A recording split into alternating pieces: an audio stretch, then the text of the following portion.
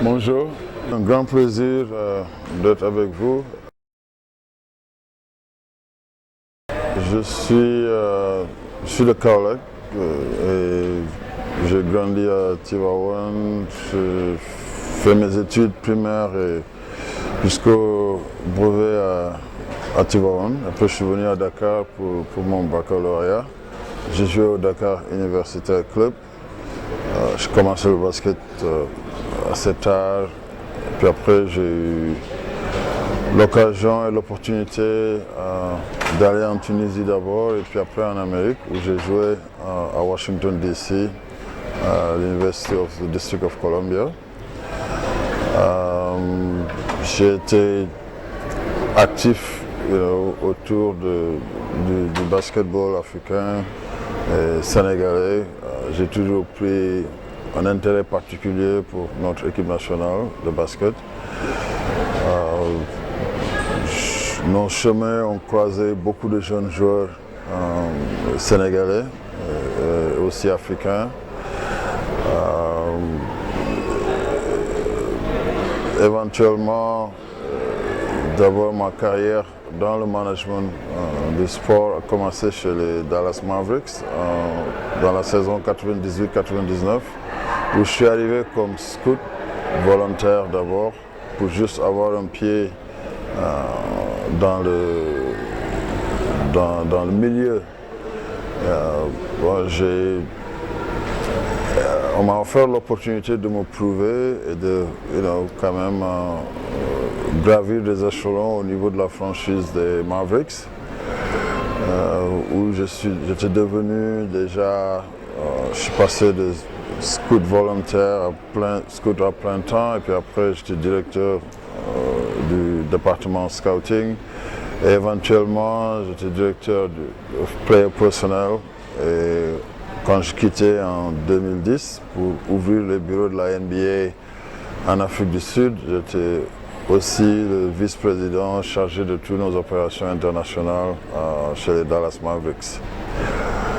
Alors ça fait un moment que je vis ma passion pour le basket et pour l'Afrique, son développement et l'opportunité que nous avons d'utiliser le basket comme un instrument de développement. Ma position aujourd'hui au niveau de NBA Afrique, effectivement, j'essaie d'utiliser la plateforme pour avoir plus d'impact sur la possibilité de maximiser le potentiel énorme que l'Afrique a pour le basket. Ça a été un succès retentissant. C'était le deuxième match de la sorte qu'on organisait. Le premier match historique, c'était en 2015.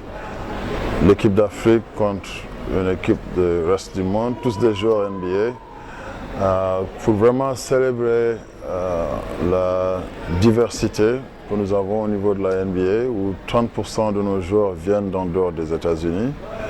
Et c'était aussi une occasion de manifester l'importance capitale que nous accordons à l'Afrique. Un continent qui continue à produire beaucoup de joueurs. L'année dernière, en début de saison, nous avions 14 joueurs nés en Afrique dans les différents rosters. Et si on compte tous ces joueurs d'origine africaine, qui sont nés de parents qui vivent en Amérique ou en Europe, je pense que le nombre est beaucoup plus considérable. Mais il y a eu une longue histoire entre l'Afrique et la NBA, et l'ouverture des bureaux en 2010 est une conséquence effectivement de toute cette histoire. On peut penser à Basketball Without Borders que nous avions commencé à Johannesburg en 2003. À l'époque, quand j'étais à Dallas, j'étais directeur du camp. pendant de 2003 à 2000, disons la dernière édition que j'ai dirigée, c'était en 2010 après que j'ai rejoint la Ligue pour vraiment commencer ce travail maintenant en profondeur et à partir du terrain même, de développer le jeu, de continuer à collaborer avec différents partenaires, la FIBA en particulier, et certaines fédérations à travers le continent, pour continuer à rendre le jeu accessible aux jeunes garçons et filles qui veulent jouer au basket, à créer des opportunités de stage pour des entraîneurs, parce que pour nous, il est aussi important de développer des entraîneurs de la place qui peuvent enseigner les fondamentaux du jeu, mais aussi qui peuvent servir de mentors pour ces jeunes garçons et filles. Le développement du sport, le développement complet du basket ne se réalisera que lorsqu'on aura un développement de tout l'écosystème, c'est-à-dire des entraîneurs qui connaissent leur métier, des arbitres de niveau, des infrastructures, des aires de jeu d'abord, que ce soit en plein air ou des salles. C'est cette évolution que nous sommes en train de motiver, d'amorcer et aussi, dans beaucoup de cas, de prendre le leadership. Non, absolument, le Sénégal fait partie de nos pays prioritaires. Dès le début, quand on a ouvert nos bureaux, notre focus était sur 5 pays. L'Afrique du Sud, où nous sommes basés, le Nigeria, pour tout ce que cela représente sur le continent en termes de potentiel économique, la plus grosse population du continent, l'Angola, leur histoire et le palmarès, le Sénégal, terre de basket, une forte tradition. Je pense que nous avons près d'une dizaine de joueurs du Sénégal qui ont joué en NBA. Avec tout ce monde, je pense, en commençant par Makhtar Ndiaye, qui fut le premier, Mamadou Ndiaye, le premier à être drafté. Aussi, après Sagana, Diop, Papso, Boniface Ndong. Aujourd'hui, on a Gorgui et Maurice Lour qui sont actifs dans la ligue. Mais il y a eu tout ce beau monde et aussi tout ce talent qui a évolué en NCAA. Je pense que si on examine, si on explore l'opportunité de jouer un tel match en dehors des États-Unis, forcément le Sénégal est candidat. Ce qui est le plus déterminant, c'est l'infrastructure. Et je crois savoir qu'il y a un aréna qui est en construction. Nous allons évaluer et en tout cas je sais que l'amour du basket est ici, la tradition, les fans du basket sont ici, mais aussi nous irons explorer et évaluer l'opportunité dans d'autres pays. Nous en sommes à 5 en ce moment, 3 en Chine, 1 en Inde, évidemment l'Académie pour l'Afrique qui va être basée ici au Sénégal, et puis nous avons une académie mondiale qui est le quartier général basé en Australie. Nous avons d'ailleurs organisé un tournoi où toutes les académies s'étaient retrouvées au mois de juin en Australie, à Canberra, que actuellement l'Académie d'Afrique avait gagné. C'est une progression, et aussi pourquoi le choix du Sénégal, parce que je parlais tout tantôt de toute cette longue histoire, et aussi on a trouvé en CID un partenaire qui est sur la place, qui faisait dans cette activité depuis 2002. Alors on est venu nous associer pour peut-être donner plus d'emploi à un travail qui se faisait jusqu'ici avec une expérience. On est venu ajouter de l'expertise et puis aussi bâtir une infrastructure, engager des coachs NBA et aussi on va créer tout un environnement autour avec la préparation physique qu'il faut, avec des kinés, des spécialistes de la médecine du sport, pour vraiment créer un environnement où le talent peut être maximisé. Et déployer un réseau de scouts partout en Afrique. Progressivement, nous sommes en train de mettre ce réseau sur pied pour pouvoir vraiment attirer les meilleurs talents pour qu'ils puissent se développer ici et toujours avoir l'opportunité d'aller en université, d'intégrer des ligues partout dans le monde, évidemment la NBA en premier, s'ils en ont le talent, mais aussi nous savons que tout le monde ne pourra pas accéder à la NBA. Mais l'objectif pour moi, ce serait vraiment de voir des ligues ici même en Afrique s'organiser, devenir structurées pour pouvoir aussi absorber une grosse partie de ce talent qui va être produit.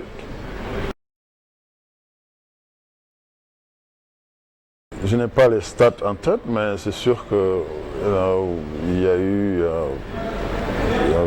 des centaines, parce que moi, il ne faut pas seulement qu'on se focalise que sur les jeunes qu'on voit, évidemment qui ont accédé à NBA, mais il y a une grosse partie qui ont joué en universitaire, qui ont continué et obtenu leur diplôme universitaire, et c'est aussi un grand motif de satisfaction.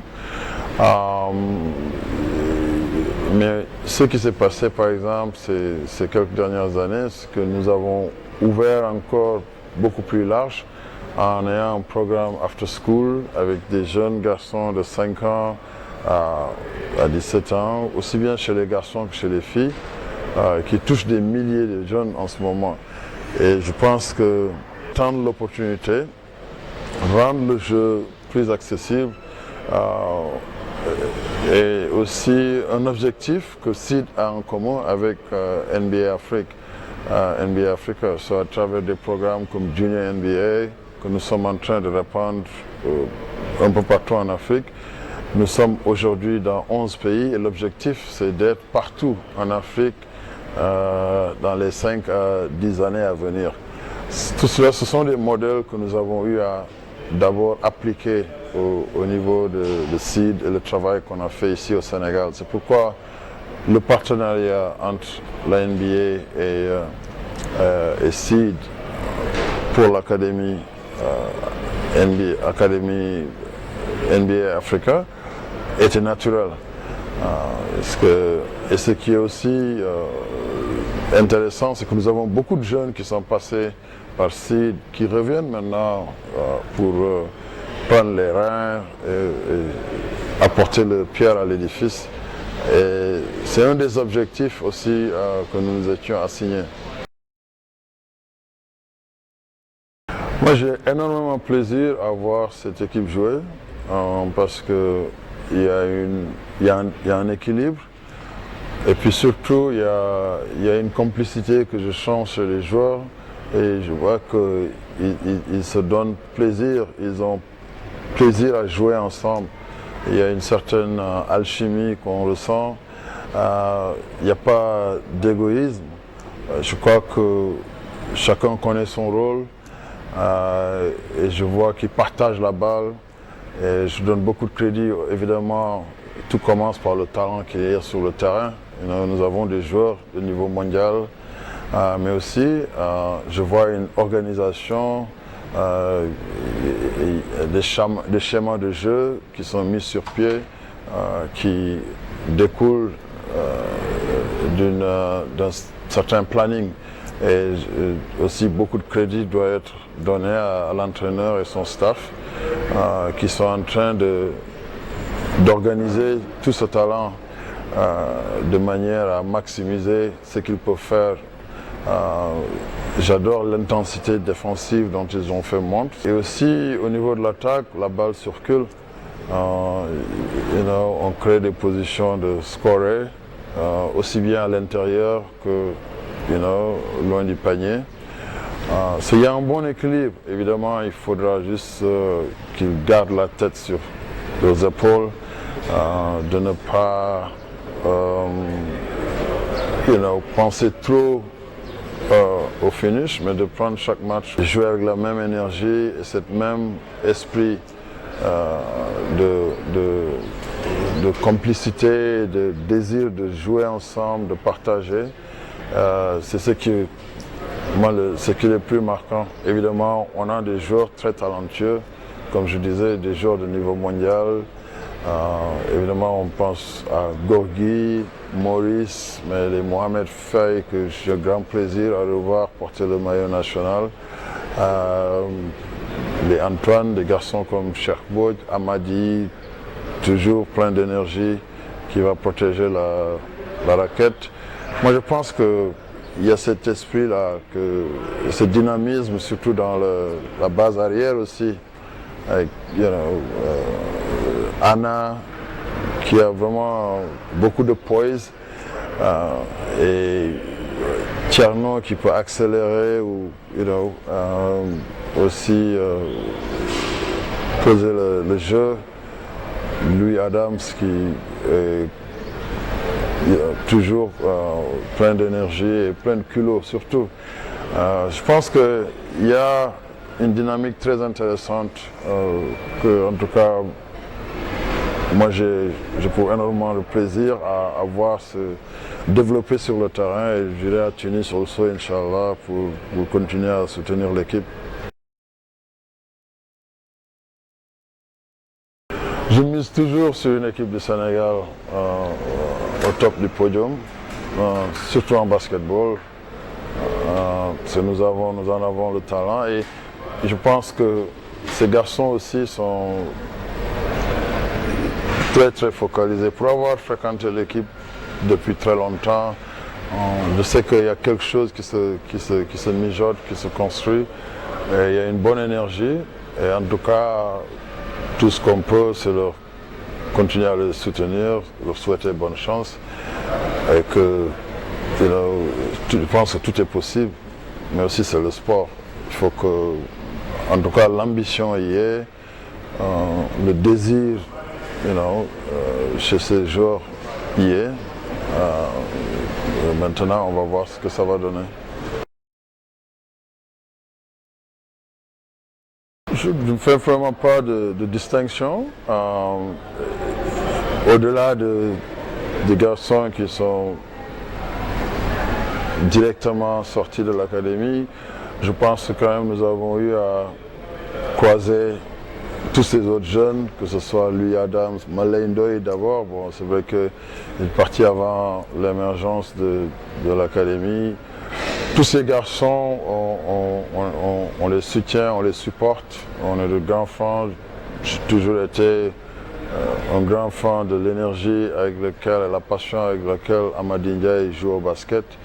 Nous avons eu l'occasion de le voir au Basketball Without Borders aussi, dans les premières éditions. Djibril Cham, qu'on a eu à voir évoluer au niveau de Baylor, toute sa carrière universitaire.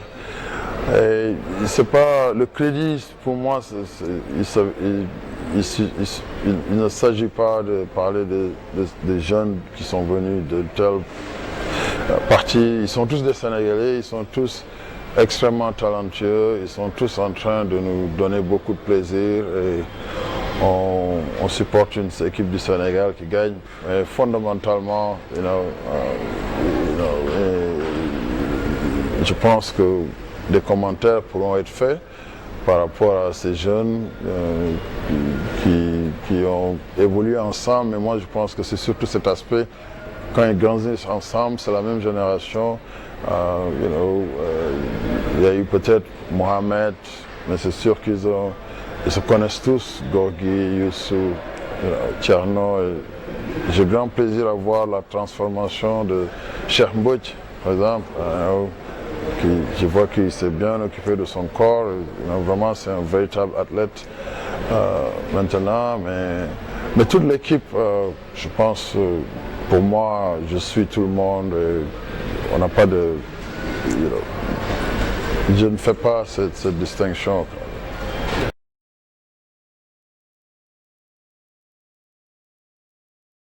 Non, c'est de vivre leur passion. Pour le basket, pour la vie en général, pour moi, le plus important dans la vie, c'est de découvrir vraiment ce qui nous passionne. Et pour un jeune, c'est ça le challenge, de savoir, et puis essayer beaucoup de différentes activités, mais en ayant une base qui est là, c'est de faire des études, d'aller à l'école. Ça c'est fondamental et tout commence par là. Et à partir de là, on peut faire des choix, avoir différentes options. En tout cas, nous, le basket, c'est ce que nous faisons, mais nous encourageons aussi les jeunes à aller au sport, à se mettre au sport. Parce que c'est important, ça équilibre, ça forge le caractère du jeune.